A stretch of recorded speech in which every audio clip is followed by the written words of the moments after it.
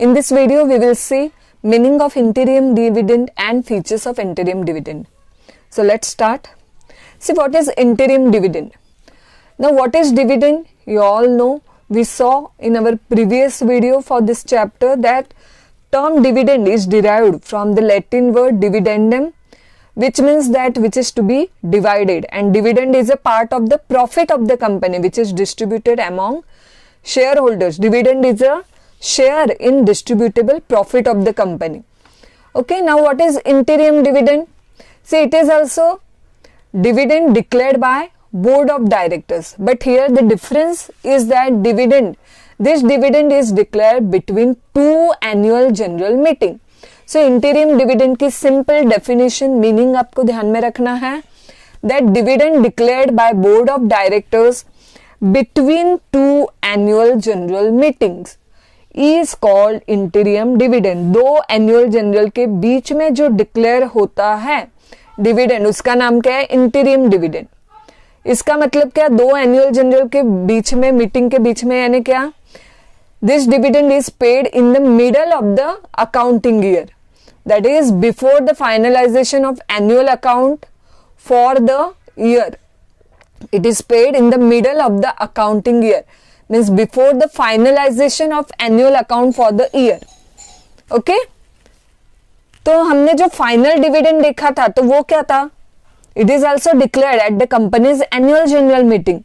But final dividend की जो amount रहती थी, it is calculated after all financial statements are recorded. यानी पूरा फाइनलाइजेशन हो जाता है एनुअल अकाउंट का, बाद में जो डिविडेंड डिक्लेयर होता है वो क्या रहता है? फाइनल डिविडेंड रहता है. पर एनुअल अकाउंट फाइनल होने से पहले जो डिविडेंड डिक्लेयर होता है before finalisation of annual account, it is known as interim dividend. And for this opinion of the company's auditors should be taken before declaring interim dividend. Company के जो auditors हैं उनका भी ओपिनियन लेना चाहिए कि कंपनी के पास इतना प्रॉफिट, इतना रिटेन्ड अर्निंग है क्या इंटीरियम डिविडेंड बीच में ही देने के लिए. तो पहले कंपनी के ऑडिटर्स का ओपिनियन लेना चाहिए इंटीरियम डिविडेंड डिक्लेयर करने से पहले. इंटीरियम डिविडेंड ये middle of the accounting year में पेड किया जाता है, यानी before finalisation of annual account. और फाइनल डिविडेंड कब दिया जाता है? Okay, final dividend after closing of financial account for the year. Now we will see features क्या क्या है interim dividend के. तो हमने जैसे dividend के इसमें देखे थे बहुत से features सेम ही है. Now see one by one points. ये सभी point आपके टेक्स्ट बुक में है, वही point है. I am explaining over here. Listen carefully. First point, board of directors has the power to declare interim dividend. जैसे dividend में भी हमने देखा था लीगल प्रोविजन में, लीगल प्रोविजन जो हमने देखी थी कि legal provision for declaration of dividend, उसमें जो हमने स्टेप्स देखी थी उसमें भी हमने देखा था कि पहले रिकमेंड कौन करता है? Board of directors in their board meeting. बस उसी तरह से इंटीरियम डिविडेंड के लिए भी board of directors has the power to declare interim dividend, but whether it's approved और not, it is up to share holders कि उसे अप्रूव करना है या नहीं करना है. Now second point, interim dividend is only a payment on account of the whole dividend for the year. Okay, it is a part of the whole dividend. See again second point, interim dividend is only a payment on account of the whole dividend for the year. See third point, company should provide depreciation for the entire year and not proportionally for a part of the year before declaring interim dividend. जैसे interim dividend middle of the accounting year में दिया जाता है, तो ऐसा नहीं करना है कि depreciation बस उतने 6 मंथ का ही कैलकुलेट करके वो प्रोवाइड करना है और बाद में जो प्रॉफिट बचा है उसमें से इंटीरियम डिविडेंड देना है. नहीं, ऐसे नहीं. तो कंपनी को पूरे साल का, एंटायर ईयर का डेप्रिसिएशन प्रोवाइड करना है. Okay, before declaring interim dividend, not proportionally for a part of the year. जैसे हमने लीगल प्रोविजन में देखा था in the sources of dividend की प्रॉफिट में से देना है और उसमें डेप्रिसिएशन चार्ज करने के बाद जो है उसी में से देना है. बस वही है सेम यहाँ पे. Fourth point, इंटीरियम dividend can not be paid out of any reserves. Fifth point, articles of association of the company must authorize board of directors to declare interim dividend. यानी articles of association में वैसा clause होना चाहिए. It must authorize board of directors to declare interim dividend. तो यहाँ पे हमने 5 features देखे, टोटल 10 फीचर है. पहले 5 पॉइंट क्या है? पहला तो बोर्ड ऑफ डायरेक्टर्स को पावर है डिक्लेयर करने का ये dividend. Second, it is a payment on account of whole dividend. Third, depreciation provide करना है पूरे साल का. Fourth, it can't be paid out of any reserve. Fifth, articles of association must authorise for this. Next point number 6, board meeting has to pass a resolution for declaring the interim dividend. जैसे हमने dividend के legal provision में देखा था कि क्या पास करना है, रेजोल्यूशन. बस उसी तरह से board meeting has to pass a resolution for declaring this dividend. 7th point, amount to be given as interim dividend must be credited in a separate bank account in a scheduled bank within 5 days of its declaration. Within 5 days, जैसे ये declare होता है तो 5 दिनों के अंदर within 5 days कहाँ पे ट्रांसफर करना है ये पैसा इंटीरियम डिविडेंड का? in a separate bank account in a scheduled bank.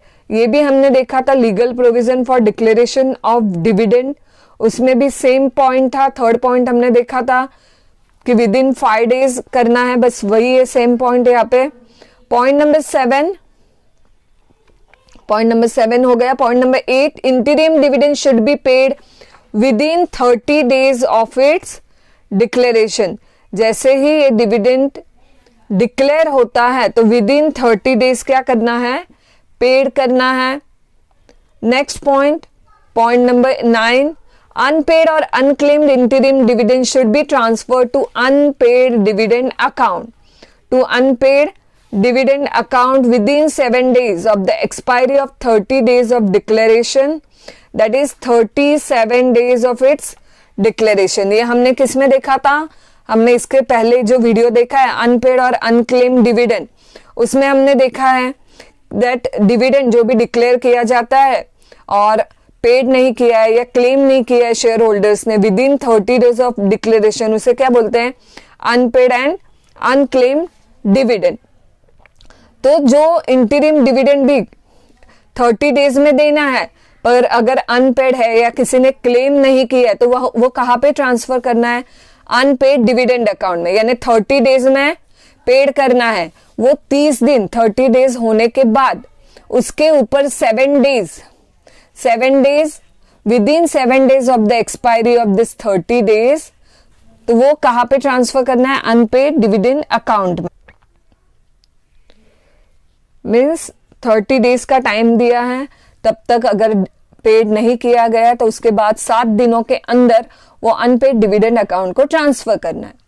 और उसमें भी जो भी पैसा वहां पे ऐसा ही पड़ा है और वो अभी तक क्लेम नहीं हुआ तो उसका क्या करना है, वो भी हमने देखा था अनपेड अनक्लेम्ड डिविडेंड में. पॉइंट नंबर 10 देखो, एनी अमाउंट रिमेनिंग अनपेड और unclaimed in the unpaid dividend account for 7 years should be transfer to IEPF. कहाँ पे ट्रांसफर करना है?